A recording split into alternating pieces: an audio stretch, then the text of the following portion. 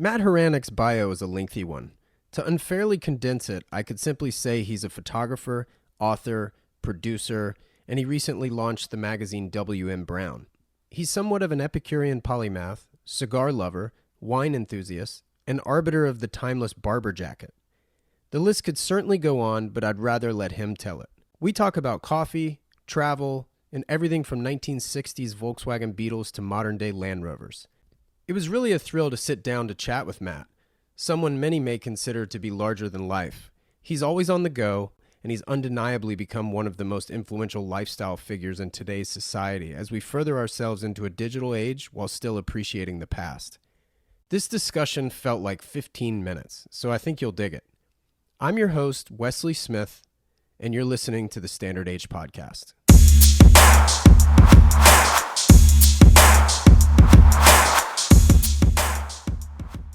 Well, Matt, welcome to the podcast. Thanks for having me at your house, of all places. It's a pleasure. I get to sit in my own kitchen table and have a cup of coffee, and this is a pleasure.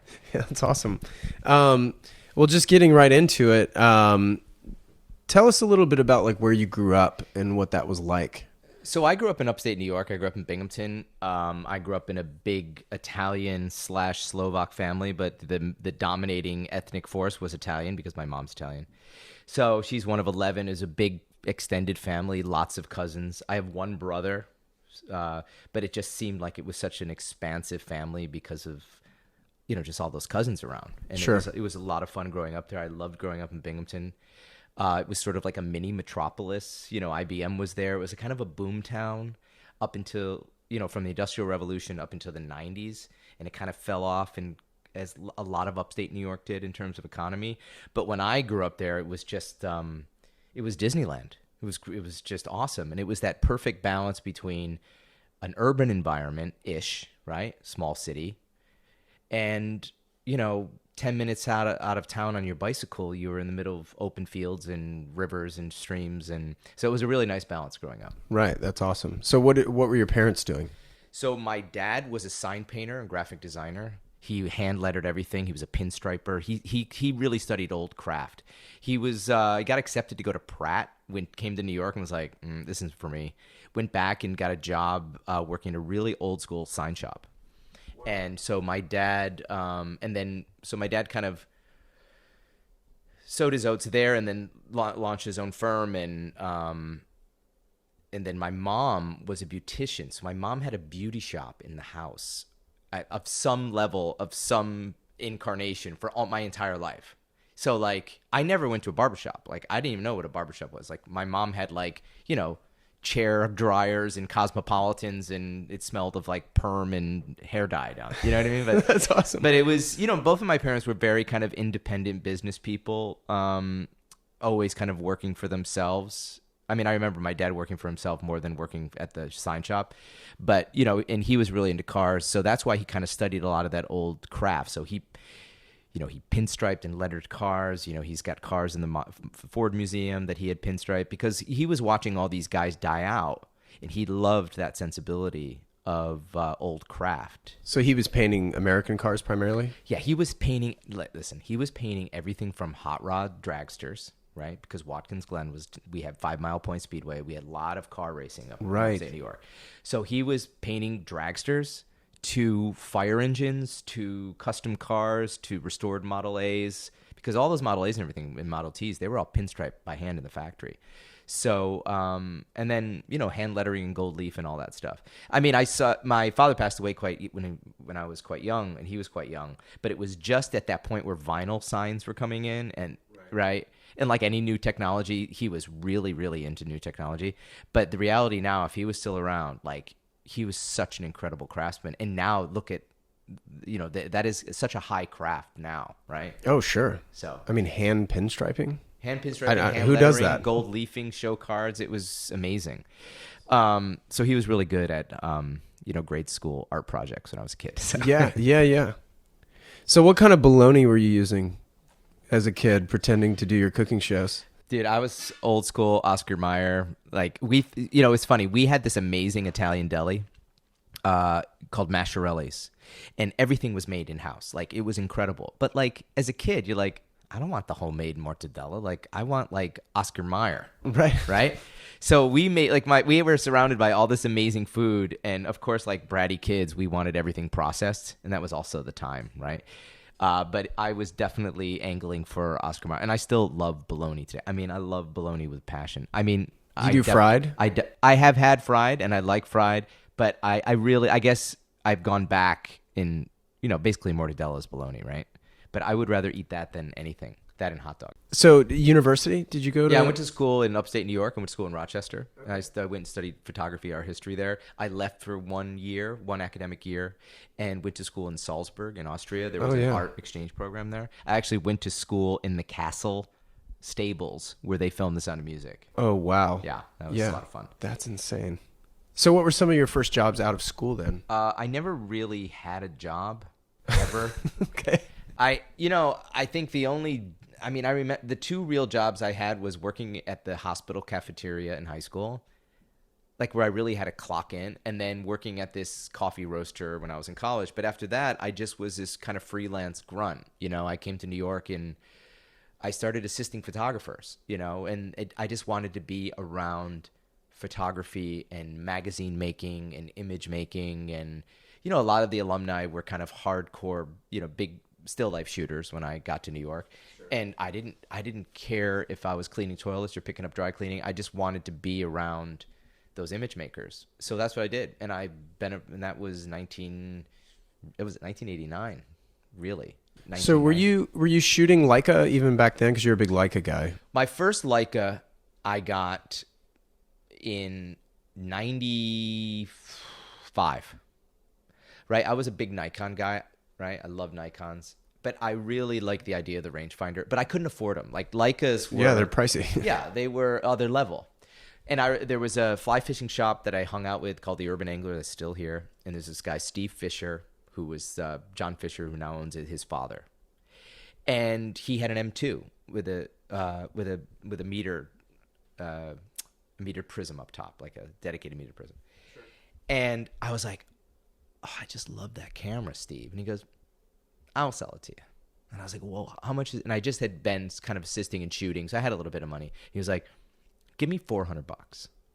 So I bought that body for $400. I bought a used 50 millimeter 2.8, and that just changed the way I saw the world. Like, I fell in love with my wife through that camera. I just had met Yolanda when I started shooting that camera. It slowed everything down and framed everything deliberately, and that's the way I still look at the cameras now. Is like I use those cameras when I'm trying to capture those moments. The cover of the first issue of Gerardo in Abruzzo, that whole Abruzzo story, which is a very quiet, intimate photo document. It really is a really intimate documentation of that day, was all with the M10. And of course, you're talking about W.M. Brown, the magazine. I'm talking about W.M. Brown, which we'll get to for sure.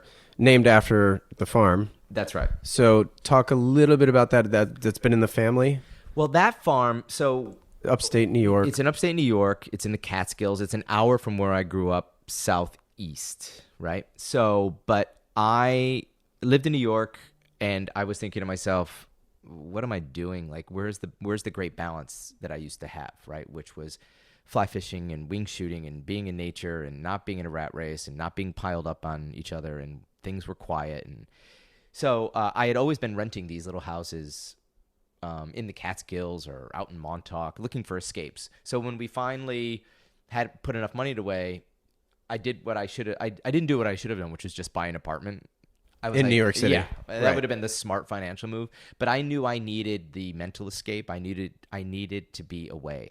So Yolanda and I bought that property almost 18 years ago. Oh wow! So you're the first of the family. It wasn't in the family. It was not in the family. Like it was close to where I grew up. But we were walking through the West Village. We saw a listing. There was a realtor that had upstate listings.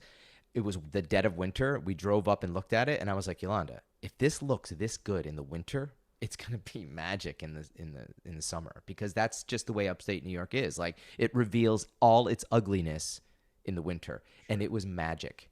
So there wasn't even a house. There was an old mobile home on there and a barn. So we just bought it, and then we lived in an Airstream for 2 seasons until the hose froze to the water.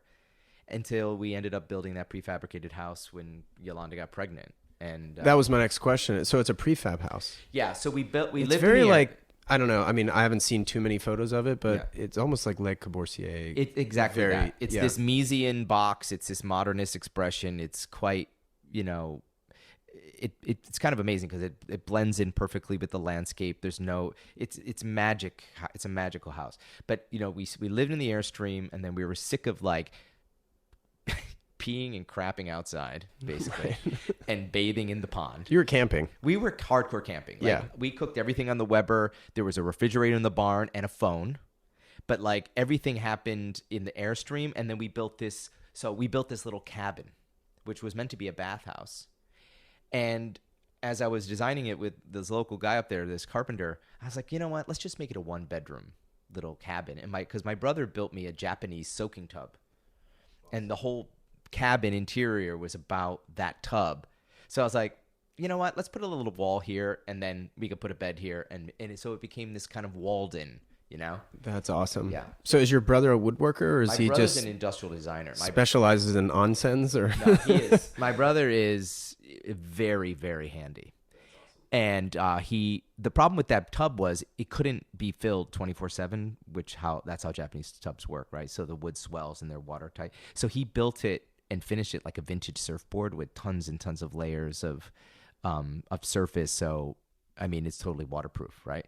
It's amazing. And then we lived in that cabin seasonally, like actually through the winter and stuff like that. And then Yolanda got pregnant, and we were like up there with Clara as a baby in that cabin in the middle of the winter. We were out of our minds. Like and I was still cooking outside in the Weber in the middle of the winter. That's amazing. Well, that's so cool. Well, so you're also obviously a coffee guy. You and I both are big fans of Bialetti. Yeah, I am. I mean, I'm drinking coffee right now. This is probably my third cup just today, being in front of you. Yeah, I was gonna say, yeah. No, I mean, it's interesting. I like all forms of coffee. Like, I'm not a snob. Like, I like many methods. I love drip coffee. We have that Mocha Master in the kitchen, which is made by this Dutch company. It's the same design for drip that I think it dates back to late 50s, early 60s. And then I had a really good friend of mine who's Italian, who was such a coffee snob. And one time this is years ago, I went to his house in the country, and there was an Nespresso. And I was like, Paul, what the hell are you doing this Nespresso? And he was like, I mean, come on, like, you're in the country, the coffee isn't fresh, da-da-da-da. So I was like, okay, I have permission now to own this thing. Because I went through... Yeah, if an Italian owns one. Oh, yeah. It's fair game. I mean, I've gone through Pavonis, and I've gone through, the most complicated espresso systems. And finally, I'm just like, you know what? Nespresso is just fine. Yeah. It's just fine. I honestly, I don't even know that I had it before I got married a couple weeks ago. And really? Yeah, congratulations. Thanks. But in our hotel room, there was an espresso. Yeah. And I was like, I don't know. All right, fine. Screw it. I'm going to try it. It's Swiss, and they've done a great job with it. And what's so good is there's so many varieties. And then there's other off brands that will make pods, like really nice, bespoke, thoughtful, family-run coffee place that still make pods for the Nespresso. So there's a lot of options in it. I don't turn my nose up at it. It's about convenience, and it's about the fastest journey to get what you want, right? 100%. And I've messed up so many espressos before on the Pavoni. My good friend Steve Lewis, who photographed the Man in His Watch book, he is like the Pavoni master. And you know what? I leave it to him. Right. Sure. So obviously you got your start sort of in photography, that sort of thing from a business perspective. Do you only shoot Leica now, or are you using other things? No, I think the digital world changed the way there's no one system anymore. Like, I own Leica digital cameras. I own the Leica CL, the M10. I love those cameras. But I also, they're not right for everything. And like the Bonefish story that's in the William Brown spring issue, I threw this little Sony 6000 with an interchangeable lens in my fanny pack and shot the whole thing on that. That camera is brilliant, and I didn't have to worry about it, Especially with a lot of light, obviously. Right, and I didn't. By the way, that camera works incredibly good in low light situations. It's a very light, nimble system. So I go back and forth with Sonys and Leicas. The car book was being shot on a Hasselblad. I think with digital now, you got to kind of pick the lane of the camera based on the subject. Sure. Now, is that with partnership with Hasselblad, or is that any relationship there? There was a vague, they were loaning, it's a $12,000 camera or something, so they've been really generous about loaning the camera to me when I need it. They will not give me a camera, unfortunately. And also Leica as well has been really supportive. And, I organically am huge fans, like it's not easy. It's not easy to talk great stuff about those. Yeah, it's kind of the proof is in the pudding. So that took you to Condé Nast Traveler? So I had been navigating the magazine world for 25 years on some aspect, mostly shooting, right? And working with GQ, Vanity Fair, all the Condé Nast publications. And I left to go work on television. I had a short run on Esquire Network, having a show called Alternate Route. What year was that around? That was, where are we at now? That was 2014, I think. Oh, so 5 years ago. Yeah, 14, probably 5 years ago now, 4 years ago now. So, no, 5 years ago, because we were waiting for the show to see what was going to happen with the network, if it was going to get picked up. Yolanda, my wife, was the creative director at Condé Nast Traveler, and a really good friend of ours, Pilar Guzman, was the editor-in-chief. They needed somebody to cover the men's market and the watch market, and they looked at me and they were like, well, you're not doing anything. And do you want to cover this part of the business for us? And I said, sure. And that just evolved into, just like more content and more storytelling. And I thought that's when I really shifted gears and was like, you know what? I don't have to photograph everything. I like, and there's also 20 guys behind me that could do a great job or a better job. Right. But I thought the content creation and the storytelling and the ideas was something I felt I uniquely was good at, right, more than the photography end of it. So that opened up doors of, working with friends and who are great photographers. And it was such a terrific relationship that way. That's awesome. But then you were also a contributor towards the Rake as well? Yeah. So I met Waco early on, and they were trying to fill their digital space and looking for travel content. And there was enough residual stuff out there that I started writing for those guys and contributing to those guys. And also with Ralph Lauren magazine, the digital space is so hungry for a variety of content. And that's one thing that, there's a lot of things that do not come easy for me. Right. Writing is one of them, but my head is flooded with ideas, I would say, regularly. Well, it seems like you and your wife are very parallel in the work life and workspace. She's called you a kitchen bully, I understand. Well, that comes from a different aspect.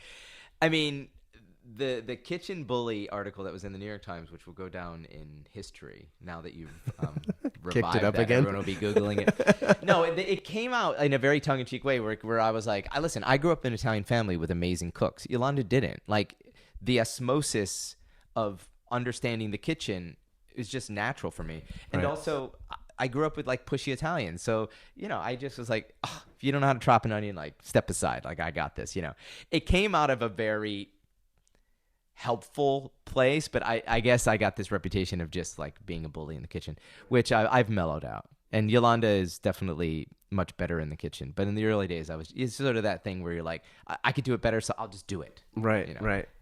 Same with laundry. And you're living in Brooklyn. We live in Brooklyn. We've been here for about 12 years in this place. No bagels? There's very good bagels here. They just they're very limited in my diet now. Right, yeah. You have to pick a lane, and I'd rather drink than eat bagels. Really. I'm with you 100%, though I did eat a really great bowl of pasta last night. Yeah, well, I'm heading to Italy tomorrow, so that agenda will be on the program. Sure. You made mention of A Man and His Watch, the book.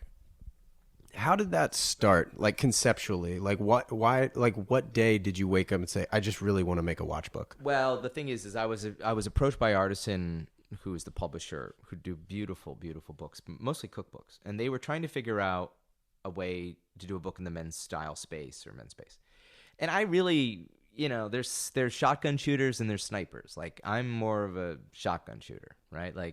I was just kind of casting this wide net of ideas that wasn't really specific, which isn't very helpful when you want to write a book, right? You need to have tighter ideas.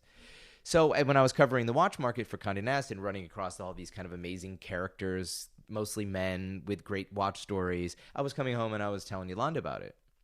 And she was like, dummy, like, that's your book. That's your content. So I went to Artisan, and they turned it down initially. They were like, no, we're not doing a watch book. We've turned this idea out. And I said, well, give me a chance here. Like, this is not a watch book. It's a story book. Right. And then Steve and I did a little test on how photographically we wanted to approach it, which was about celebrating the nuance of patina and wear and the things that tell the story. They were sold. So as a photographer, how do you manipulate storytelling photographically? Like, what did you do differently in the shoots that would articulate that? Well, first of all, I trusted another photographer who's better than me, Stephen Lewis, who's a brilliant, brilliant still life photographer. And we collectively, said to each other, we have to photograph this in a way that is very straightforward, documentative, and clean, but we want tons of detail. Like, I want to see the ding in the top of Eric Repair's Vacheron Constantine. I want to see the saltwater damage of a dial. Like, that was really important to us. So it was not retouched. All that stuff was meant to live, and that was a big part of the storytelling. Sure. So that approach deemed pretty successful. But because the publisher approached you, I would imagine the process of actually making the book was seamless. Well, they are incredibly collaborative and smart and enthusiastic, and we had a great love affair with each other.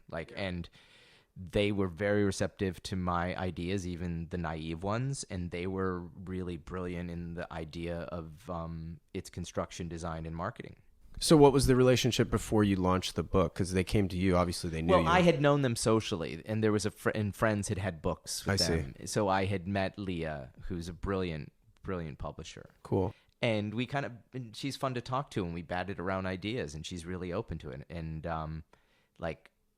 when I said storybook, like, there was a sparkle in her eye. Sure. And I knew we were onto something. Yeah, the reason I ask is a lot of the questioning that I like to ask on the Standard Age podcast is kind of like advice for others. So like, if somebody else wants to not do a watch book per se, but do a book, like, what kind of advice would you give them? I think it's about focused, single idea of something that you really love. Like, listen, I've been asked to write because now I'm this accidental author, right? And if I'm not into it, regardless of the money that's being spent, it's a horrible process for me. Well, it's not going to be good. It's not going to be good. I'm not a writer. I'm not a gun for hire, in that way. Like, I just wrote the introduction for this Breitling book that's coming out. That was so much fun. And I rediscovered a brand that I kind of didn't pay attention to. And I was so delving into that process was so much fun. And writing that introduction was easy because I really liked it. But that is, I think that is a lesson for all things. Like, you do the thing you love, you create the job you want based on what you love, like, full stop. Like, that is a proven effective recipe. Yeah, and that's kind of what I was alluding to, like, if there's no passion behind it, it's going to be crap. I think it was Chris Rock who said, like, is a difference when you have a job versus a career. Sure. Right? Like, a job is a job. A career is like 24/7. Yeah. Yolanda and I are very much like that. And I think we're really lucky to be doing stuff that we love. I mean, there were times when I was shooting catalogs and, was kind of cranking out all that commercial work and making a lot of money. And I was never so unhappy and physically damaged. And I'm like, I will never go back to that world. Like, people are like, this morning I got off a red eye straight into a meeting, was late to our meeting, and then I'm heading to a meeting at 3:30. And, it's like, people are like, how do you do it? It's like, I do it because it's fun. Like, that hustle is fun. I enjoy it. If I have boundless energy based on that joy, Yeah, absolutely. And I think most people who love what they do probably experience the same philosophical point of view. I couldn't agree more. A lot of people look at me like I'm nuts the way I go from meeting to meeting, and I drive day trips to LA from San Diego all the time. You're like, you do that in one day? Right. I'm like, yeah. And I'm all over the city. I start in downtown and I end up in Santa Monica and up in Malibu. It doesn't matter because it's fun. Yeah. I get to drive my car. What kind of car do you drive? I have a GTI. as my awesome. daily, and it's a 6-speed manual, of course, synonymous with the Standard H brand. That's so great. I love the old 3-pedal way of driving, and it's a blast. Yeah, we just bought, Memorial Day, we were driving out from the farm in upstate, and this guy who lives a few miles down the road is just pushing a 1974 Super Beetle into his front lawn and with a for sale sign. Right. And I like hit the brakes. I was like, let's go check this out. My mom had a 63 red and black, black with red interior. We took it out for a drive. He named his price. I looked at the girls in the car. My daughter's 16 now. And I was like, what are we going to do? And they were like, we're going to buy that car. And we did. We bought it. And I'll teach Clara how to drive stick on it. It's got a little Hurst gear, little shift. Yeah, that little perfect gearbox. It doesn't have that long zigzag gearbox. It was replaced. They kind of rallied it up as much as you could rally up a 1.6 liter engine. Sure. But it's magic. It's magic. And the beautiful thing about those is if the engine craps out, it's like maybe $1,600 to replace the engine. I mean, I think, the funny thing is I have a Porsche as well. I have a 911 Carrera. What year? 87. Oh, great. It's a magical car. And a friend of the family, like a in-law, has a garage in upstate New York.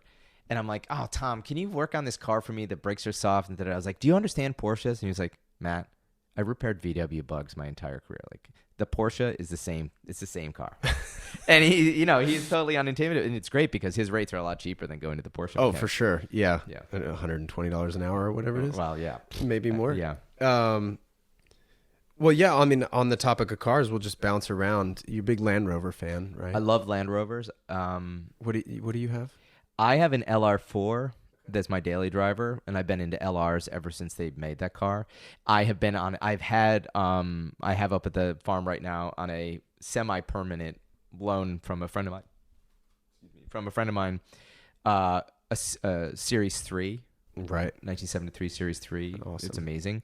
But I think that's going away. And now I have a friend in Costa Rica, down in Nicaragua. I've gone down to, in San Salvador, in Central America. And we're going to be bringing some of those vehicles in because there was a lot of Series 2, Series 3s brought for the coffee industry. And all the mechanics and all the means and all the parts and everything are still there. So we have a couple cars in restoration right now, and we're just going to see what it's like bringing them in. They have like 110 Santanas to Series 2s, and it's the mother lode. But it's Central America. It's not easy to navigate. But luckily, Joe is, from El Salvador. So I got an inside track on that. Right. But it's still a slow process, but we'll see how it goes. That sounds super fun, though. Yeah. That's awesome. This episode is brought to you by Standard H, standard-h.com. Please go online, join our email list. There you can find our online shop, which is a great way to support the podcast. In addition, please subscribe and rate the podcast. It only takes a couple seconds and really does make a difference. Also, this episode is brought to you by Passion Fine Jewelry. Located in Solana Beach, California, they have a great selection of independent watches by a variety of brands. And of course, as the name would imply, fine jewelry. They have a goldsmith in-house if you want to do something custom, and owners Tim and Jana Jackson couldn't be friendlier or more knowledgeable. So definitely hit them up, passionfinejewelry.com, and also on Tim's blog, a wealth of information at independentintime.com. Now back to the discussion with Matt. Just back on the topic of watches, you've been getting a lot of wrist time with your 1016 online, I've noticed. I love that watch. I Explorer. poo-pooed that watch for a long time. I didn't really pay attention to it for a while. I was a sub guy, 5513 sub guy all day long.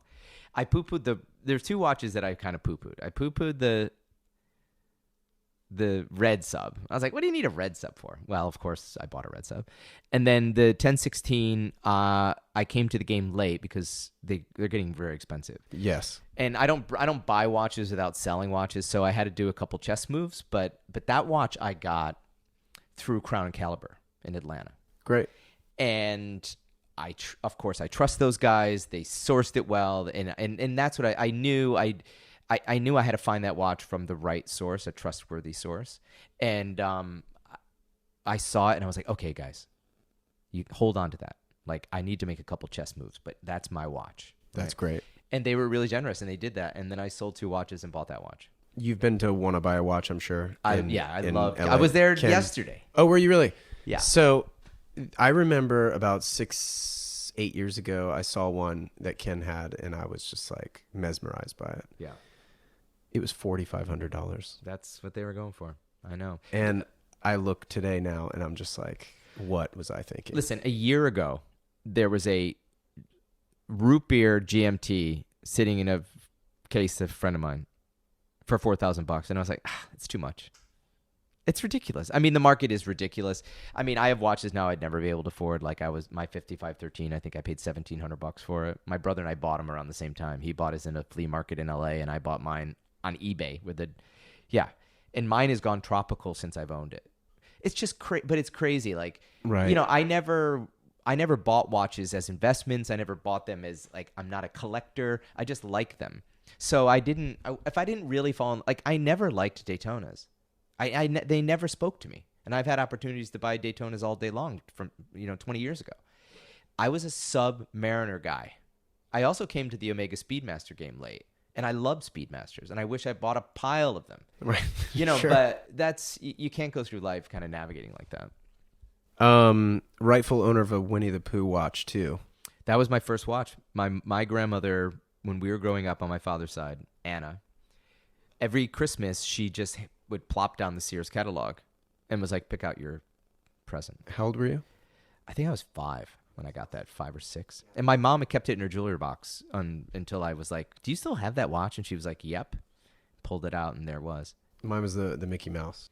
Yeah, I was a Winnie the Pooh guy. Like, I loved Winnie the Pooh. Like, everything I had a Winnie the Pooh on it. Like, I guess probably because Sears marketed so heavily at Disney and Pooh. But that was my play. So I don't want to talk too much about them, but you're somewhat of the international ambassador of the Negroni. Yeah. I'm sure you're probably ad nauseum talking about them. I love talking about Negronis. What is it about that drink that appeals to you? First of all, I think it's a very adult drink. Sure. Right? I agree with that. Yeah. I also like how it brings me back to the romance of this kind of Italian aperitivo, and I have a deep love affair with Italy, and this is the kind of personification of that experience in a glass that you can, that could happen here in Brooklyn, or it could happen upstate or anywhere in the world, right? But I love the drink. I think the combination of bitter and with gin and the kind of sweet touch of vermouth over a big chunk of ice and orange is it's just a flawless drink. I mean, they do go, I've had bad ones, trust me, but it is a consistently just great drink. And I think as you get older, your palate leans more towards bitter than sweet, and I think it's just a proportionately flawless drink. So what's the key component to making a good one? I think you stick to 1-1-1, but I think you use as good as vermouth. Vermouth, I think, is the big variable. Do you agree? Yeah, I would say so. I'm also an old-fashioned guy. I love old fashions. I'm not good at making them. Right. I like martinis, gin martinis, and I like Negronis, and I like Manhattans. That's my 3 go-to. Or I just take a thing of Japanese whiskey and put it in a glass, and all said and done, right? Yeah. Have you had Nika coffee grain? I like the Nika behind you, the Nika from the barrel strength. Oh, I haven't had that before. That's pretty great. I haven't had the coffee, but that one is great, and it's a very cool bottle. The coffee on its own and as a coffee fan, it's delicious. This is great.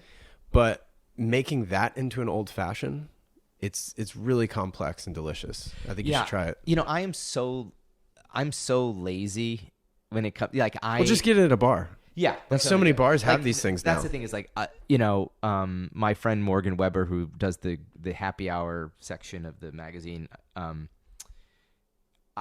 just fascinated by the complexities of things that he comes up with. Yeah, and I really admire that. It's good. It's sort of like having a friend who has a boat. It's always better that your friend has the boat. Exactly. And having a friend that's a bartender like that is great. Yeah, totally. Well, that sort of brings us to the magazine, obviously. Everybody claims, Print's dying, this and that. What exactly drove you to print? Obviously, talking about W.M. Brown magazine. So with William Brown, that was a magazine that has been in my head for a really long time. It's a magazine that I think spoke to the whole version of myself. I think there's great print out there like Rake, Houdinki, like very, very single focused. And I knew that I could kind of fill the gaps in between all that. So as I watched kind of legacy publishing kind of disintegrating, imploding, however you want to call it, I just was like, we can't let this die. And let's create this thing with a very, very single point of view, unapologetically single point of view. I don't have to be all things for everybody. I just want to be those things for like-minded, in this case, like-minded people, right? Yeah. So I just decided to do it. We just decided to do it, and I knew I had to produce it. So I just went and paid for it, and we did it. Right. And I called in every pedigree photographer, writer, favor, and kind of built that first issue. And I realized like there was all this stuff in my head that needed to get to a place, and that was not a digital space, except maybe Instagram, but it was a print publication that was evergreen, that you keep, you don't recycle it, and it's really resonated. I think, in the first editor's letter, I said, we did this hopefully thinking that, I'm not alone, and I'm not alone, which is refreshing. I mean, I've always been a huge fan of magazines. I've subscribed to GQ for my entire life, what it seems like anyway. Esquire, back in the day with Details. I've always been a tactile guy. Yeah. I don't even own an iPad. Yeah. I don't know what it is. I just can't come to start reading content like a magazine content on a device. With a magazine, you don't have to plug it in. It doesn't take a charge. You can take it to the pool, get it wet. It can get wet. It can take it, spill. Like all that kind of stuff is really important to me. And that was the approach with William Brown. And then also with Yolanda launching YOLO, which is her, her magazine, which is, and also it was a need to kind of produce the thing we always wanted. Like Yolanda was a creative director at Condé Nast for 5 years, and the whole time we were sort of like, wouldn't it be better if it just looked like this, and you didn't have to listen to other editors and or advertisers, and you just did what you wanted to do? Right. Well, that's what we did. Well, it's kind of interesting. Yesterday, I had a conversation with Jake Muser, and we were talking about the same thing, same approach with apparel. It's like you create stuff because you go into stores and you find things. You're like, it'd be cool only if it had this. Right. Or instead of that notch lapel, it had a peak, or, what have you. And Jake's a good example of that kind of mashup of style, right? Like he produces something I think is so unique. It kind of nods to the Neapolitan deconstructed ends of things, but, also nods to the formal fabrics of English tailoring. And to me, that's a great mashup. And he's super talented in creating his own point of view.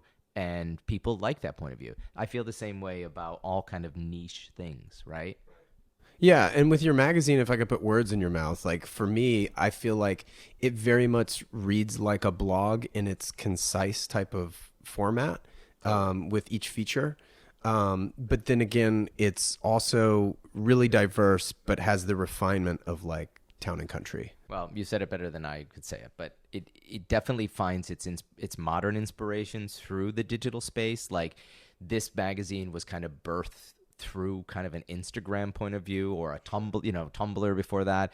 The blog was about short, not long form reads, just kind of getting the information out there and also in a visually straightforward way. Almost caption like. Totally captioned. I don't want to read long form anything.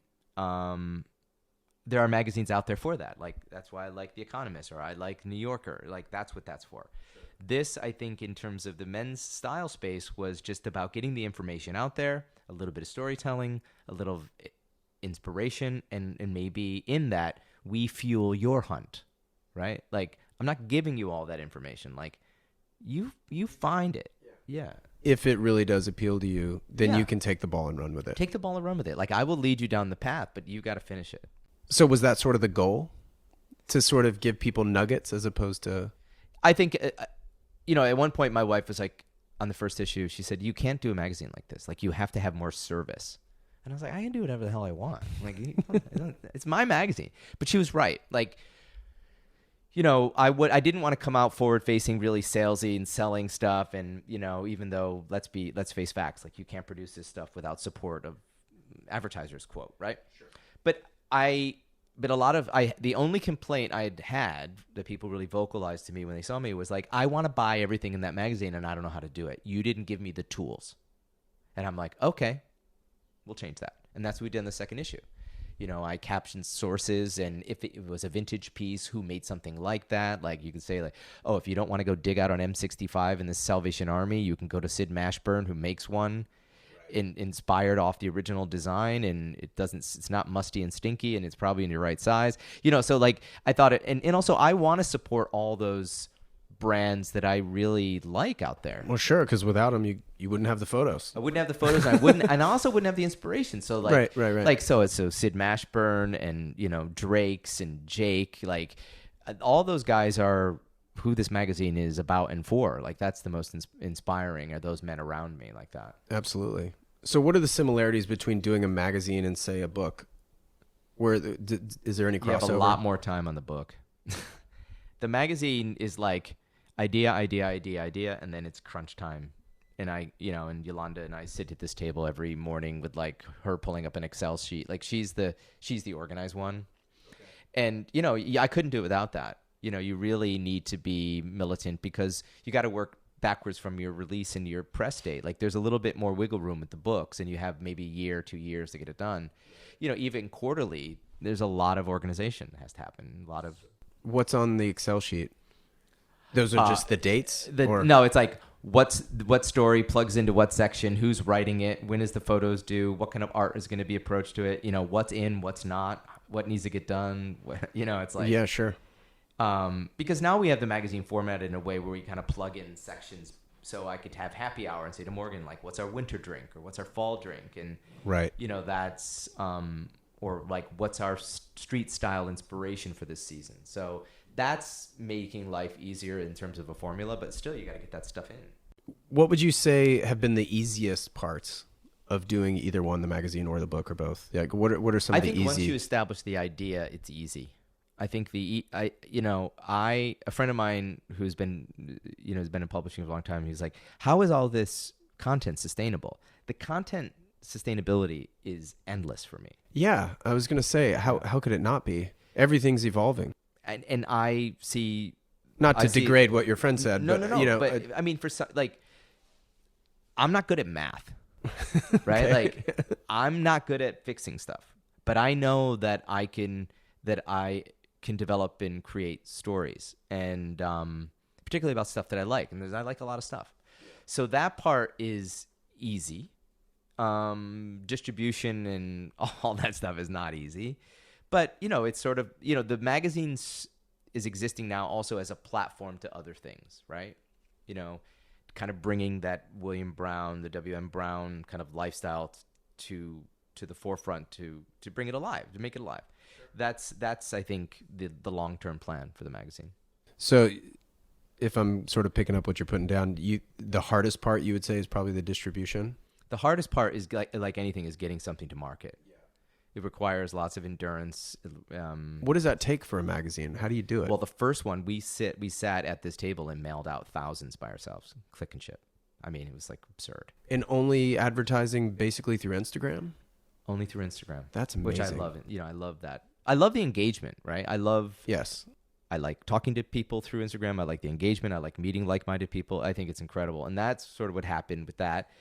And then, we had, really good support in terms of I wanted the magazine in retail and the old school iconic bookstores and magazine shops that are in Soho. Those guys were really supportive. So, there was that momentum of that. But I would say its biggest marketing tool was Instagram.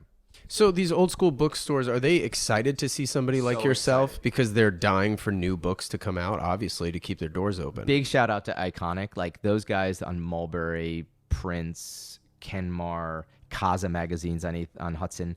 Those guys their business is magazines. They don't want to see it go away. And they love the enthusiasm and the potential of independent print more so than legacy printing, because that's what's fueling all those things now.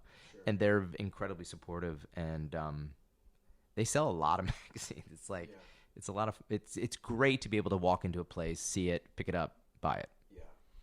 Well, it seems like you've gotten your way sort of tapped into the apparel market too, in various ways. But is the magazine market sort of similar to that? Is it secretive at all? Because for me, when I'm producing my apparel and stuff, like, you have to make a lot of phone calls to find the right people to work with. Like, you know, you come from a magazine background, so maybe you had a leg up on some. I mean, I had an idea of how to do it and where I wanted to see it. And like I said, I wanted the magazine in all of these kind of like-minded retail places. Sure. It's, you know, it's a big endurance game, particularly as you expand in worldwide and like the magazines in Hong Kong, Bangkok, you know, right. London, Paris, you know, like, but luckily we had connections through that entire world. I mean, not for nothing, social media was a big part of that. Sure. Well, with apparel, there's obviously minimums that need to be met. Is it the same in that kind of industry? We don't want people to buy like 3 magazines. Right. It's nice to buy. They should buy things in bulk, and moreover, like now they're buying. You know, they buy a case of magazines, has 30 magazines, and like they're sold out in 2 days. Oh, a case is 30. Yeah. So now they're buying them by hundreds. Because there's the demand, which is nice. It's very humbling and sweet to hear that, you know, that's that there's a market for it and people are enthusiastically hungry for print publications. Sure. You know? Yeah, absolutely. I mean, obviously you're a big collector of a bunch of different things, vintage lighters, obviously. What do you look for in something like that? Okay, so what makes a good vintage lighter?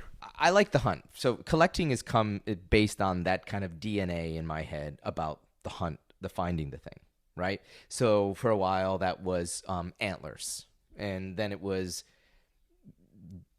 Scandinavian pottery, and then it became vintage Zippos, mostly military ones. And then it evolved, like then I would run across these Dunhill lighters, which I think are just so beautiful, great objects. They're romantic, even if you don't smoke, like they're just beautiful objects. So I started like searching those out and finding those out. And, but it goes in waves, right? Like I kind of get exhausted where I'm just like, okay, enough already. And then you like sell a bunch of them and then you get back up into it. But there was a part of me that always felt like, I was not a collector. I was like this archivist. Like I couldn't leave. If I found something in the wild, I couldn't leave it behind. I had to take it with me, or I obsessed thought about it. So there's somewhat of a revolving door then within the collecting of these types of things. Yeah, like now I'm crazy. I was in Scotland and I'm just crazy. They have the most amazing flasks I ever saw in my life. Like, yeah. And I bought every single one I saw. And my wife's like, what are you going to do? I was like, I don't know what I'm going to do with these, but like maybe I'll sell them. I don't know. I don't know. Well, that was my next question is like, you must be a master at storing these things. Well, we have a 6,000 square foot barn and I have a storage unit here in New York, but no, it's like, it gets crazy. And then every once in a while we do a big purge. You have to purge or you're a hoarder. Well, speaking of buying, selling, doing that sort of thing, what is your current take on retail, be it brick and mortar or otherwise? I love retail. I love walking into a shop and discovering something. I think Google is great for, Googling stuff and shopping online is great for some stuff, like when you need like things that you know about. But I like the retail experience. I like the well-curated eye. Like Larry Schaefer and OK is like the perfect example of that. Like I walk into that shop and I'm like, I didn't even know I needed this brass bottle opener. It's so amazing, Or you walk into Drake's and you're like, I didn't even know I needed another pocket square. I think that retail experience to me is very, very important in how I kind of research and navigate current trends in style and design. And I don't know how to Google that stuff. Like I want to be able to like have somebody discover and show that to me, and that happens through retail. I just wanted to interrupt real quick to let you know this was recorded back in June. All of the products Matt's talking about have already been released, and you can see them on his Instagram. So by all means, check them out. So that sort of brings us to a suit you have coming out, right? Yeah, so I think you're talking about the Negroni Tweed. Yeah. Well, I had this idea to build a portable bar, right? Like I wanted to... like the old Louis Vuitton boxes? Yeah, like a trunk, yeah, right? Sure. And, a friend of mine was like, oh my God, I'm working with this manufacturer in Morocco that makes the boxes for Cartier and makes like for princes, the Prince of Dubai's like hookah trunk. And I was like, well, can we do a Negroni trunk, right? And she said, yeah, that sounds like a great idea. So I said, well, I don't want to do it in leather. I thought it'd be cool to do it, like wrap it in tweed, right? So I got in touch with Douglas at Fox Brothers, and I told him the idea. I was like, do you have any remnants and I could use for it? And he's like, remnants? Why don't we mill a Negroni Tweed? How fantastic is that? Yeah. So he said, send a couple pictures of Negronis. We'll look at the reds. And they milled a Negroni Tweed. So it's this big panel overcheck, right? Window pane, rather, of red and orange. I don't have any here, but it's pretty spectacular. So we're cladding the box in that, and then so you are making the box. So we're making the box. Okay. The prototype is done. Got it. I'll have the prototype in Florence. Baccarat gave us the glasses for it. Monkey 47 was a big supporter, and we built out like this beautiful little spot for that little 375 bottle to stick in there. And then we're gonna make some suits. That's fantastic. And who's gonna make them? Well, Jake is making one for me right now. Sure. Out of that, Jay Muser and Christopher Street. That's right, Jay Muser. And I talked to Sid Mashburn about doing a line, and then the fabric will be available for sale through Fox to bring to your own tailor, or whomever wants to create it. Like Fox is going to be distributing and selling the tweed as Negroni Tweed. Oh, that's great. That's awesome. Fast forwarding, you're working on A Man and His Car as a follow-up to A Man and His Watch. Similarities, differences? Same thing. Same exact attack. Bigger beast, obviously. More stories? More pictures, right? Photographically, it's more aggressive. But it's storytelling, it's emotional connection. It's the same as the watch. That should be out. Hopefully, if I can get it finished by this summer, it'll be out in the fall. Oh, great. Fall, winter. That's sooner than I anticipated. That's awesome. Me too. It's making me scared. Oh, okay. Well, take your time. I'm sure it'll be fine. So you're leaving for Italy tomorrow. Yeah. What is it about Italy that really keeps you going back other than your heritage, perhaps? I love the people. I think the landscape, the joie de vivre, the kind of grasp of life. The food is obviously a no-brainer and delicious. And it's funny when the plane hits the tarmac when I'm in Italy, like I just become the best version of myself. Like I love the spirit and energy of the people in the place. And I think France is absolutely magical. I have a house in the southwest of France. It just isn't the same. Like I always say, the biggest problem with the house in France is that it's not in Italy. But I mean, I love the European experience. I always looked to the European experience growing up, and I mean, from Middle Europe to Scandinavia to the South. I just think that I'm just very happy there when I'm there. So what made you choose France? Oh, we had friends there. There was this I love 19th century, like Napoleon III architecture. So there was these beautiful little limestone houses, and we were like, oh, what the hell? Let's do it. And that what was part 5 of years France ago. is it? It's in Medoc. It's near Bordeaux. Okay. So it's in Grand Cru wine, and there's great seafood, and you're 20 minutes from the beach. It's a pretty magical place. It's quite rural and isolated there, but it's been a really fun project, and I'll be there for the longest time in a long time. In July, I'll be there. Oh, that's incredible. Yeah, come visit. Well, I'd love to. Yeah, go drink some wine. Anything else you'd want to add or promote? Is there anything we haven't covered? Man, we covered a lot. Listen, everyone has been so great and supportive with the magazine. I hope that continues. I hope I continue to inspire and, keep the longevity of the magazine through the dialogue that I have on Instagram with people who have opinions, and I listen to those opinions. And if there's stuff you want to see or we're not covering enough of, all that stuff is really good to hear. Sure. Like this magazine is for you. Like this magazine is, I want to kind of spread the word of all this stuff that I like, that I think is worth talking about. And if you're interested in listening to it, it's out there. And if you want to see lots of Negroni Instagram stories, you can follow me at WM Brown Project. There you go. All right. Well, listen, man, I sincerely appreciate you taking the time, and for the hospitality, obviously, as well. We only gave you the best filtered water while you were right. here, Wesley. I really appreciate it, Matt. Okay. All right. Talk to you soon. Okay, cool. Bye. Wanted to thank Matt once again for all of his hospitality there at the house, and really taking the time to sit down with me. It was right before he did an interview actually with the Ralph Lauren. So he was very, very gracious with his time. And Matt, thanks so much again. Next time I'm in the city, let's try to meet up for a Negroni and or espresso. Really, really appreciate you taking the time. This was an absolute blast, you guys. Really appreciate you guys listening. Be sure to check out Clear Audio, CLEER audio.com. Really great headphones, noise cancellation capabilities. Of course, this is brought to you by Standard H, as always. Standard-h.com, where you can find some hats, t-shirts, shorts, and some other things to help support the podcast. Of course, as always, thank you to Jensen Reed and Super Beautiful for laying down the track. Thank you so much, guys, again, for listening. Really can't do this without you. Don't forget to rate and subscribe to the podcast. It really helps me out and helps others out to find the podcast. So thanks again for your time, and we'll catch you next week. Thanks.